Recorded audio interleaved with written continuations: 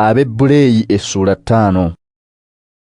Buli Ssaabakabona alondebwa mu bantu n'ateekebwawo okuweereza Katonda ku lwabwe.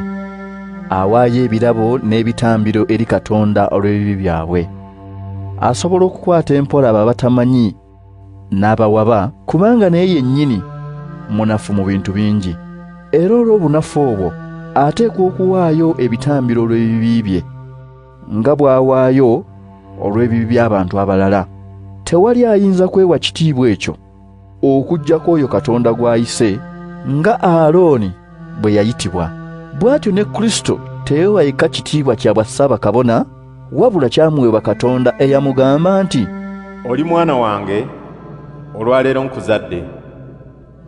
Era awalala Katonda agamba nti, "Gw'oli kabona emirembe gyonna mu lubu lwa Merikizedeki."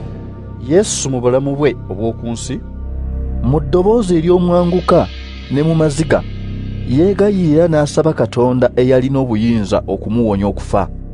Era yawulirwa kubanga yassangamu Katonda ekitiibwa. Newaakubadde nga yali mwana wa Katonda, yayiga obuwulize ng'abuyigira mu ebyo bye yabonaabonamu. Bwe yamala okutuukirira, n'afuuka ensulo ey'obulokozi obutaggwaawo eri abo bonna abamugondera. Era Katonda n'amufuula Ssaabakabona mu lubu lwa Merikizedeki. Tulina bingi eby'okwogera ku ekyo, era ebizibu okubannyonnyola, kubanga mutegeera mpola. Kuba newankubadde kaakano mwandibadde muli bayigiriza, naye era mukyetaaga okubayigiriza ebisookerwako mu kuyiga ekigambo kya Katonda.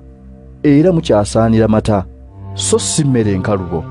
Buli akyasaanira amata aba akyali mwana muto, atayawula kituufu na kikyamu.